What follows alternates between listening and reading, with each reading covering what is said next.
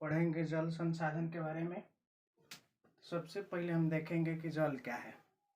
जल संसाधन ये भी आपके एक सब्जेक्ट के अनुसार ये भी एक महत्वपूर्ण टॉपिक होता है। बोर्ड के एग्जाम आपसे इससे भी क्वेश्चन पूछता रहता है, तो हम आज इसके बारे में देखेंगे जल संसाधन। जल संसाधन किसे कहते हैं? देखिए, जल संसाधन क्या है यानी किसे कहते हैं जल संसाधन। तो जल संसाधन मानव के लिए अति महत्वपूर्ण संसाधन है। जो जल संसाधन है वो मानव के लिए अति महत्वपूर्ण संसाधन है। धरातल पर जीवों का अस्तित्व जल से है। देखिए, जो जल संसाधन है इससे कहता है कि धरातल पर जीवों का अस्तित्व है। जिस दिन अगर आपका जल का अस्तित्व यानी जल जब तक यहाँ जब तक कहता कि अगर यहाँ जल की यहाँ मात्राएं खत्म हो जाएगी, हमारी पृथ्वी से कहता है कि जीवों का अस्तित्व भी खत्म हो जाएगा। जल के अस्तित्व खत्म होने के कारण हमारी पृथ्वी से जीवों का भी अस्तित्व खत्म हो जाएगा। तो यह कह रहा है कि जल संसाधन मानव के लिए एक महत्वपूर्ण संसाधन है। जो जल संसाधन है मानव के लिए एक महत्वपूर्ण संसाधन है। धरातल पर जीवों का अस्तित्व जल से है। जो धरातल है कहते हैं कि इस पे यानी धरातल पर जीवों का अस्तित्व काजी से है? जल से है। आगे देखेंगे जीवों के शरीर में जो जीव होता है उसके शरीर में 65% से लेकर 70% औसतन जल होता है। कोई भी जीव जंतु हो यानी जो जीव होता है उसके शरीर में 65% से लेकर 70% तक जल होता है। इसके बाद देखिए आगे, पृथ्वी पर कहता है कि संपूर्ण हिस्सों का लगभग यानी पृथ्वी पर संपूर्ण हिस्सों का लगभग 70% जल भरा हुआ है। यानी जो पृथ्वी पर कहता है कि पृथ्वी के संपूर्ण हिस्सों का लगभग 70% हिस्सा यानी 100% में लगभग आपका 70% जो हिस्सा है इस पृथ्वी पर जल है। इसीलिए कहता है कि हम पृथ्वी को नीला ग्रह के भी नाम से जानते हैं। फिर से देखेंगे जल संसाधन मानव के लिए एक महत्वपूर्ण संसाधन है। अब देखिए संसाधन है धरातल पर जीवों का अस्तित्व जल से है। जो धरातल है इस पर जीवों का अस्तित्व जो है वो जल से है। जीवों के शरीर में 65% से लेकर 70% के बीच में औसतन जल पाया जाता है। जो जीव होता है उसके शरीर में 65% से लेकर 70% तक औसतन जल होता है। और पृथ्वी के संपूर्ण हिस्सों में जो हमारी पृथ्वी है इसके संपूर्ण हिस्सों में लगभग 70% जो जल है ये भरा हुआ है। यानी 100% में लगभग 70% जो पृथ्वी पर ये जल है। इसलिए कहता है कि हम पृथ्वी को नीला ग्रह के भी नाम से जानते हैं। अधिक जल होने के कारण पृथ्वी पर 70% जल होने के कारण हम पृथ्वी को नीला ग्रह कहते हैं। जल दो प्रकार के होते हैं। जो जल होता है आपका ये दो प्रकार के होता है। एक होता है भूपृष्ठीय जल और एक होता है आपका भूपृष्ठीय जल और दूसरा का होता है आपका भूमिगत जल। भूपृष्ठीय जल यानी भूमिगत जल दो प्रकार के जल होते हैं। एक होता है भूपृष्ठीय और दूसरा का होता है भूमिगत। भूपृष्ठीय जल किसे कहते हैं? देखिए धरातल पर कहते हैं वर्षा के रूप में लगभग। भूपृष्ठीय जल के मतलब कि धरातल पर वर्षा के रूप में 80% जो जलें होती हैं ये मान लें कि वर्षा के रूप में होता है। यानी पृथ्वी पर जो 80% जो जलें होती हैं ये वर्षा के रूप में कहता है कि होता है। जिसमें कहता है कि एकाची भूपृष्ठीय जल में आएंगे। देखिए भूपृष्ठीय जल के मतलब कि वैसा मान लें कि जो हमारे भूमि पर प्राप्त हो। यानी भूपृष्ठीय जल के मतलब कि जो वर्षा हुई उससे जो कहता है कि पानी का रोकाव हुआ वो भूपृष्ठीय जल होगा। भूपृष्ठीय जल में आपका एग्जाम्पल के तौर पर आपका कुआं हो जाएगा, तालाब हो जाएगा, पोखर हो जाएगा। यह सब का है भूपृष्ठीय जल में आ जाएंगे। देखिए जैसे वर्षा हुआ ना पृथ्वी पर 80% जो जल है ये जो पृथ्वी पर रुकेगी। 80% जो जल है वर्षा से पृथ्वी पर रुकेगी। और इसमें कहता है कि ये जल कुआं में हो सकता है, धरातल पर मान ली धरातल कुआं भी होता है। इसके बाद कहता है कि पोखर में भी हो सकता है, तालाब में भी हो सकता है।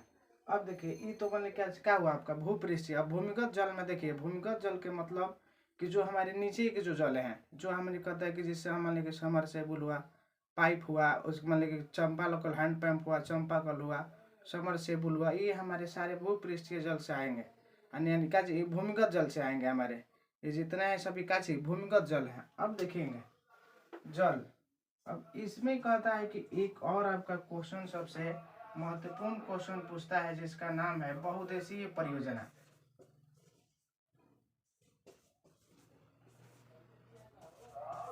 बहुउद्देशीय परियोजना यानी बहुउद्देशीय परियोजना क्या है। इसी पार्ट से यानी इसी टॉपिक में एक सबसे भी महत्वपूर्ण क्वेश्चन होता है कि आखिर बहुउद्देशीय परियोजना किसे कहते हैं, किसे कहते हैं बहुउद्देशीय परियोजना। तो देखेंगे बुआ, बहुउद्देशीय परियोजना का मतलब किसे कहते हैं बहुउद्देशीय परियोजना। तो देखेंगे, कहता है कि मानव अपनी क्षमता, कुशलता और आधुनिकता के सहारे, मानव अपनी क्षमता, कुशलता, आधुनिकता के सहारे नदियों को ऊपर बांध बनाता है।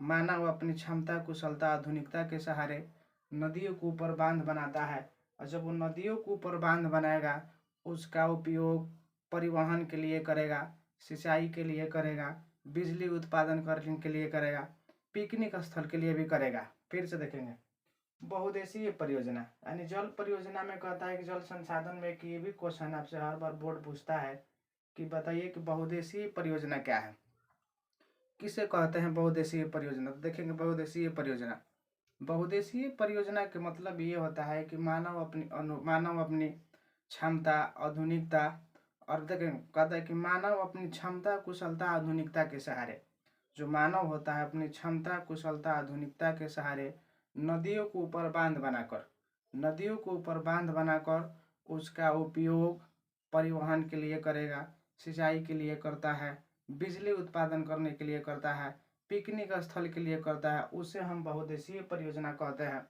यही कहता है कि बहुउद्देशीय परियोजना को हमारे स्वतंत्र भारत के प्रथम प्रधानमंत्री पंडित जवाहरलाल नेहरू को कहना था कि भारत की बहुउद्देशीय परियोजना आधुनिक भारत का मंदिर है। क्वेश्चन आपसे पूछा है कि बताइए कि किसने कहा है कि मान ली कि हमारी यानी बहुउद्देशीय परियोजना भारत का आधुनिक भारत का मंदिर है, तो उनका नाम था पंडित जवाहरलाल नेहरू। यानी पंडित जवाहरलाल नेहरू को कहना था कि बहुउद्देशीय परियोजना आधुनिक भारत का मंदिर, यानी मान ली आधुनिक भारत का मंदिर का इन्होंने संज्ञा दी। फिर से देखिए, बहुउद्देशीय परियोजना, बहुउद्देशीय परियोजना के मतलब ये होता है कि मानव अपनी क्षमता, कुशलता, आधुनिकता के सहारे, मानव अपनी क्षमता, कुशलता, आधुनिकता के सहारे नदियों को ऊपर बांध बनाकर, मानव अपनी क्षमता, कुशलता, आधुनिकता के सहारे नदियों को ऊपर बांध बनाकर उसका उपयोग बिजली उत्पादन, उसके बाद परिवहन के लिए करेगा, सिंचाई के लिए करेगा, पिकनिक स्थल के लिए करेगा, उसे हम बहुउद्देशीय परियोजना कहते हैं। अब बहुउद्देशीय परियोजना कहते हैं तो यहाँ कहता है कि हमारे स्वतंत्र भारत के प्रथम प्रधानमंत्री पंडित जवाहरलाल नेहरू को कहना था कि भारत की बहुउद्देशीय परियोजना आधुनिक भारत का मंदिर है। अब ये आपका बहुउद्देशीय परियोजना हुआ। इसके बाद एक पूछता है नर्मदा बचाओ आंदोलन। इसी में एक और क्वेश्चन आपसे पूछता है कि बताइए कि नर्मदा बचाओ आंदोलन क्या था। नर्मदा बचाओ आंदोलन में अगर हम लोग देखेंगे तो देखिए, कहता है कि अमरकंटक पर्वतमाला से, अमरकंटक पर्वतमाला से एक नदी निकलती है जिसका नाम है नर्मदा, और नर्मदा अरब सागर में गिरती है। तो देखिए, नर्मदा बचाओ आंदोलन का था ना कि नर्मदा बचाओ आंदोलन में ये हुआ कि देखिए, नर्मदा 3 राज्यों से होकर बहती है। नर्मदा जो है 3 राज्यों से होकर बहती है। अब 3 राज्यों से होकर बहती है तो पहले कहाँ कहाँ से बहेगी, तो आपका निकलती है मध्य प्रदेश, महाराष्ट्र और गुजरात। मध्य प्रदेश, महाराष्ट्र और गुजरात 3 राज्यों से होकर बहती है। और जब 3 राज्यों से होकर बहती है तो इसका एक बात ऐसा होता है कि नर्मदा बचाओ आंदोलन भारत में एक कुछ इसके मानने की ये बाद में शुरू किया गया था। इसके कुछ पीछे का हम कहानियों को जानते हैं कि आखिर यहाँ क्यों आंदोलन हुए, काहे यहाँ नर्मदा बचाओ आंदोलन की कैसे नाम पड़ा, यहाँ लोग काहे आंदोलन कर रहे थे। तो देखेंगे, नर्मदा नदी जो है 3 राज्यों से होकर बहती है। जो इसका पानी हुआ करता था, ये इस पानी के कुछ उपयोग में नहीं आता था, कुछ ऐसे ही बह जाता था। तो इसलिए यहाँ नर्मदा बचाओ आंदोलन में सबसे पहले यहाँ क्या किया गया कि यहाँ नर्मदा जो बचाओ, नर्मदा नदी के तट पर सरदार सरोवर बांध बनाने की घोषणा कर दी गई सरकार के द्वारा। यानी नर्मदा माने की नदी के ऊपर सरकार के द्वारा सरदार सरोवर बांध बनाने की घोषणा कर दी गई। अब जब घोषणा कर दी गई तो यहाँ का होता है कि इस बांध माने नर्मदा नदी के तट पर 135 मझोले, 300 छोटे छोटे और मान कि लगभग 30 बड़े बांध बनाने थे। 30 बड़े बांध, 135 मझोले बांध और 300 छोटे छोटे बांध इस पर बनना था। अब देखिए, जब यहाँ बांध बनना था ना नदियों के ऊपर, जब सरकार बोली कि हम इस नदी पर इतना हम बांध बनाएंगे, तो उस गांव नदी की जो अगल बगल के जो गाँवें थे उसे डूबने की आशंका बढ़ने लगी। उनको लगने लगा कि जब यहाँ भारत में यानी जब नर्मदा नदी के तट पर बांध बन जाएगा तो उनकी गांवें डूब जाएंगी। इसीलिए उन्होंने भारत में शुरू किया था नर्मदा बचाओ आंदोलन।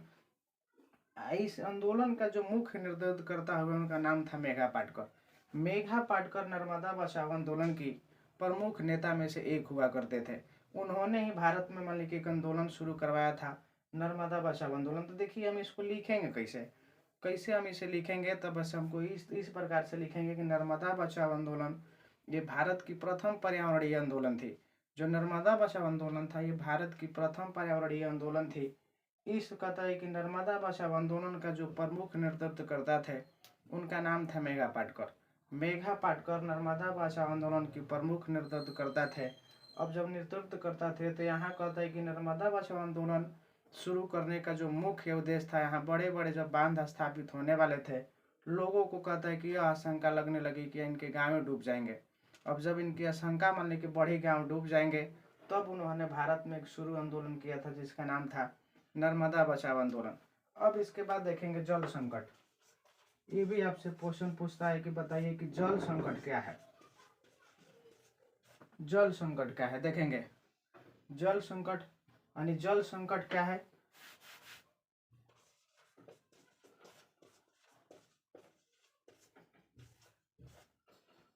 जल संकट क्या है, चाहे जल संकट से क्या समझते हैं, ये भी आपसे क्वेश्चन पूछता है लगभग बोर्ड में।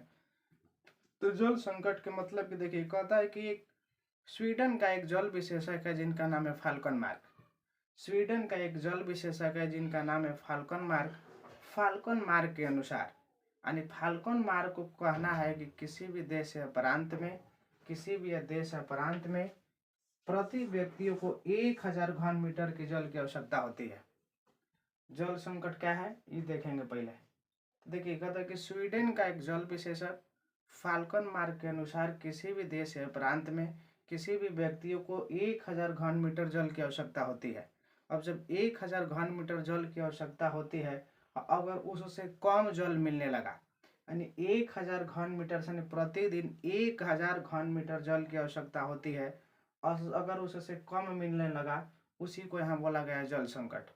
फिर से देखिए जल संकट। जल संकट के मतलब क्या है, पूछता है आपसे क्वेश्चन की बताइए कि जल संकट क्या है, किसे कहते हैं जल संकट। तो हम इसको कैसे लिखेंगे कि स्वीडन का कहता है कि एक जल विशेषज्ञ, स्वीडन का एक जल विशेषज्ञ फाल्कन मार्क के अनुसार, स्वीडन के जल विशेषज्ञ फाल्कन मार्क के अनुसार किसी भी देश या प्रांत में, किसी भी देश या प्रांत में एक मानी प्रति व्यक्तियों को एक दिन में 1000 घन मीटर जल की आवश्यकता होती है। किसी भी व्यक्तियों को एक दिन में 1000 घन मीटर जल की आवश्यकता होती है, और अगर उस 1000 घन मीटर से उसे कम जल मिलने लगा उसे हम कहते हैं जल संकट। अगर यहीं हम भारत में देखेंगे तो भारत में प्रति व्यक्तियों को 1300 घन मीटर प्रतिदिन जल की आपूर्ति होती है। यानी अभी हमारे देश में जल संकट जैसा स्थिति नहीं है। हमारे जो देश है अभी यहाँ जल संकट जैसी स्थिति नहीं है। अब इसके बाद एक और आपसे क्वेश्चन पूछता है कि बताइए कि अंतरराज्यीय जल विवाद क्या है।